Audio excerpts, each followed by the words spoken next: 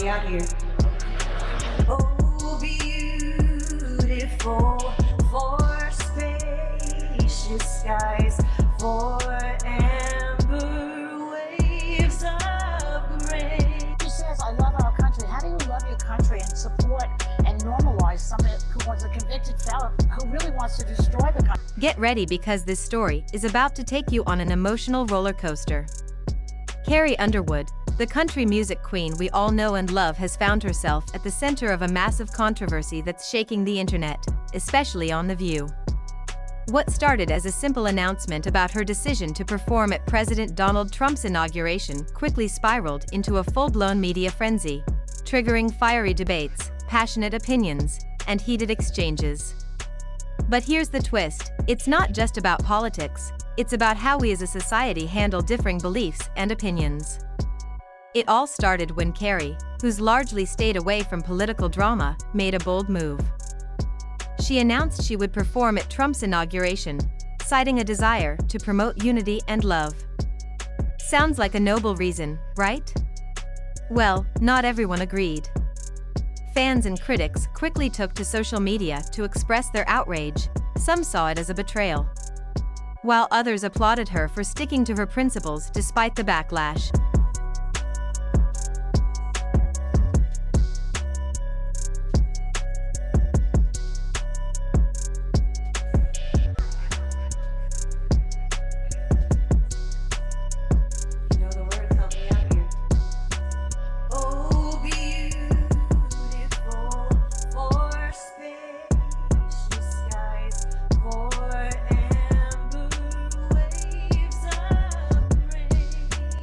Now here's where it gets juicy.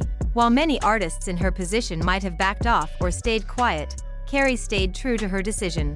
But the storm only grew stronger just when it seemed like the dust was settling.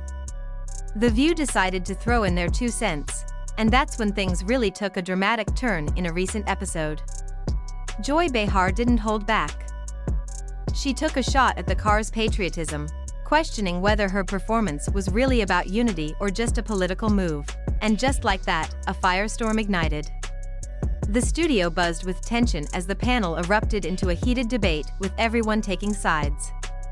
Millions watched as the drama unfolded, and soon the internet was ablaze with opinions. But here's the kicker: Carrie, true to her classy and graceful nature, refused to engage in the drama. Country superstar Carrie Underwood has spent most of her career avoiding political talk, but she's set to perform at the upcoming inauguration. She said in a statement that she's doing it because the country must come together in the spirit of unity and look to the future. And lots of her fans aren't thrilled about it, but lots of her fans are. So let's put this in perspective here. What do y'all think?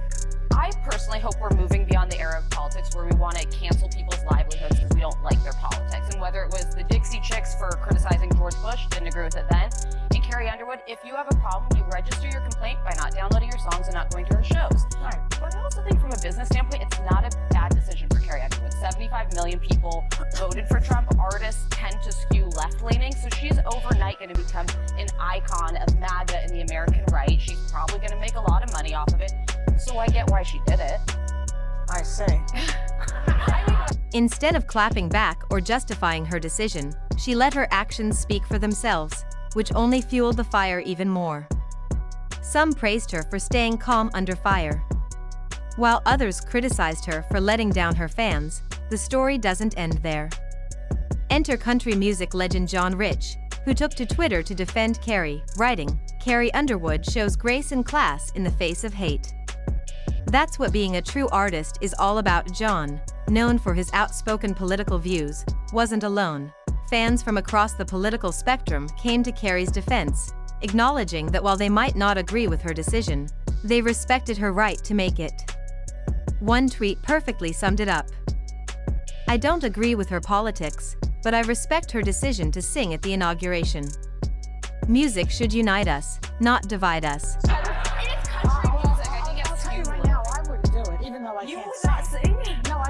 I would not normalize him. And she says, I love our country. How do you love your country and support and normalize somebody who was a convicted felon who really wants to destroy the country, in my opinion?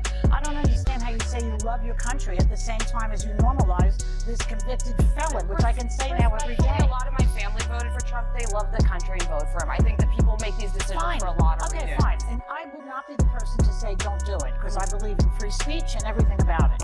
I personally would not do it. No one's asked me, but that's another story. I would love for you to do a roast at the Trump inauguration.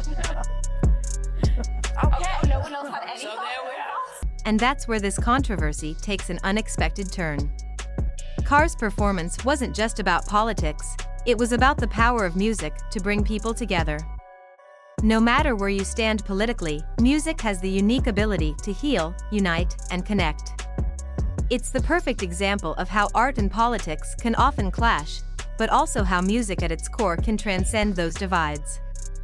But as the debate rages on, there's something bigger at play here. This isn't just about Carrie Underwood performing at a political event, it's about a much deeper issue, the growing divide in our country, where politics seems to be getting in the way of human connection. It raises tough questions. Can we truly separate an artist's personal beliefs from their work? And when does criticism of an artist cross the line into outright character assassination? The whole debate also sparked a much-needed conversation about the role of the media in shaping public opinion. And I don't think so. I don't think so, but then you pushed her and she said, yeah, I guess I am. Well, I said to her, do you believe that women should make the same amount of money as men? Well, I guess I am a feminist. Yeah, and she said, I guess I am a feminist. So I think people feel pretty strongly about it. I think art is art, and you know, you have a right to perform where you want to perform. I agree with you, Joy. I can't sing a lick, but I certainly, and I have not been asked, but if I were asked, it would be a hard no. Well, they wouldn't ask me, so I have no. Bahar's comments didn't just stir the pot, they pushed the conversation into a much larger discussion about media responsibility, as expected. The fallout has been nothing short of explosive. Social media is buzzing with memes. Tweets, TikToks, and heated debates. One viral meme perfectly captured the divide, comparing the Carr's composed performance to Joy Behar's fiery remarks with the caption "Grace under fire" versus unfiltered rage. It's a clear divide between those who view the Carr's decision as a dignified stand for unity and those who see it as a political statement. Carr's supporters have rallied behind her, praising her for staying strong in the face of intense criticism. Many admire her for sticking to her guns despite the backlash. On the flip side, critics of the Six have called for accountability, accusing the show of stoking divisiveness instead of fostering meaningful conversation. They argue that the media has a responsibility to do better to stop promoting rhetoric that drives us further apart. Yeah, I've scheduled a spa day. I'm not even going to tell you what I'm. No, I'm not talking. I'm not telling. No, because it was always in the books. Who knew this was going to be the day that Yeah. it shows? Because it's also a very interesting day, right? The It's 21st. Martin Luther King Yeah. Jr.'s birthday. Yeah. Yeah. Wow. Yeah. And you can choose to celebrate it how you want. You could honor him I'm on going to honor him and and the give spa. a Well, treatment. as long as it's a free country and it holds, I would agree with everybody. It is a free country at the moment. Well, yeah. You know, but it's up to us to make sure that doesn't start to change. Yes. Right. You know, Well, that's we're trying. Well, we're trying, yes, and it's important not to forget that we have that right. It is up to us. Yeah. Now, there are other people performing too, and I don't really even want to bring it up. I don't. And then there's the growing group in the middle, the ones who are simply tired of all the outrage. These voices are calling for a break from the constant fighting and division, urging people to remember what unites us rather than focusing on what divides us. One tweet captured the sentiment perfectly. At the end of the day, it's just music. Let's stop turning everything into a battleground. So what's the big takeaway from all this? Carrie Underwood's decision to perform at Trump's inauguration may have sparked intense controversy, but it's also shining a light on a much bigger issue.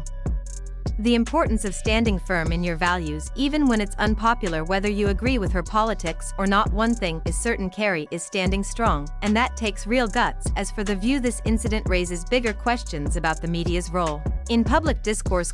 While shows like The View have the right to voice their opinions, the question remains, have they crossed the line in how they treat public figures? Is it appropriate to turn debates into personal attacks? And what does that say about the state of the media today? Now it's your turn. Was Carrie Underwood right to perform at Trump's inauguration? Or do you agree with The View's criticism? Do you think the media should be held accountable for fueling divisive rhetoric? Or is it just part of the game? Drop your thoughts in the comments below. And before you go, make sure to hit that like button, subscribe, and ring the notification bell for more juicy stories. Breaking news and unfiltered takes. This story is far from over, and we'll keep you updated every step of the way.